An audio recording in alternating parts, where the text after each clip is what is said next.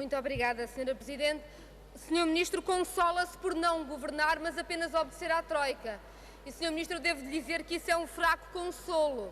O Governo tem de responder pelas crianças hoje a quem falta tudo. O Governo tem de responder pelas famílias hoje que não sabem como viver, não sabem como comer. O Governo tem de dar respostas ao país concreto. Na crise, pelo desemprego que se aumentou, a situação social piorou. E o que é que aconteceu em Portugal? Em vez de se fazer o que é aconselhado, o que é normal, aquilo que era o paradigma europeu, social, básico, de num momento de crise, quando há mais desemprego, aumentar as prestações sociais, o que aconteceu em Portugal foi que quando as pessoas mais precisavam, retiraram as prestações. Quando as pessoas estavam sem nada, tiraram-lhes o tapete. Deixam as pessoas sem saber como sobreviver a cada dia. Nós já percebemos o Governo. Percebemos que entre a chantagem da dívida e as pessoas, o Governo escolhe sempre a dívida. Mas não nos venha, Sr. Ministro, com malabarismos sobre os números. A OCDE já desdisse qualquer relatório de propaganda do FMI e sabemos bem, porque diz o relatório do Instituto Nacional de Estatística, as desigualdades em Portugal estão a aumentar.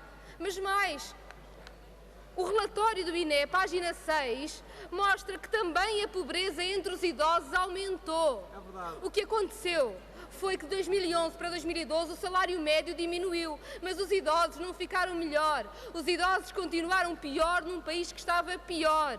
Quando vemos a linha de pobreza ancorada no tempo, página 6 do relatório do INE, pobreza de pessoas com 65 e mais anos, em 2009 era 21%, em 2012 22,4%.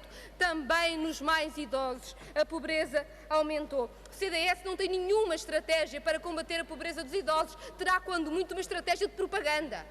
Mas a pobreza, essa mantém-se, essa aprofunda-se a cada dia que passa. Diz a direita hoje, disseram as bancadas do PSD e do CDS que este era um debate importante. Muito bem, é um debate importante e então agora o que é que fazem?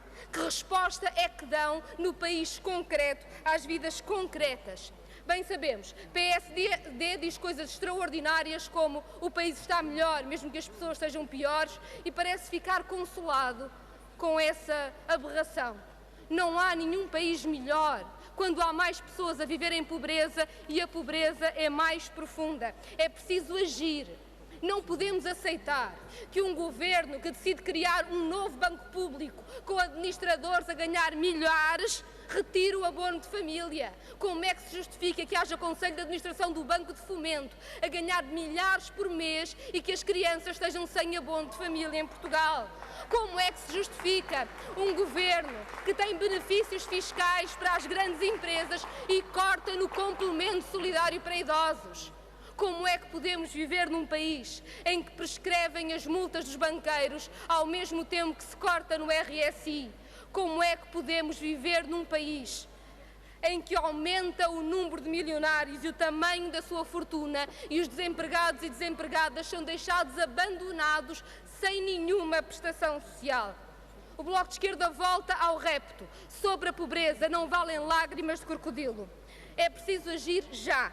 Cada dia que passa na pobreza é um dia de negação de direitos humanos. E esta é a nossa proposta. Voltar à rede de prestações sociais que havia em 2009. Revogar os decretos-lei que retiraram o abono de família. Revogar o decreto-lei que diz que cada criança vale meio. Revogar o decreto-lei que cortou o complemento solidário para idosos e o rendimento social de inserção. Fazer alguma coisa já. Ser consequente. Responder à crise.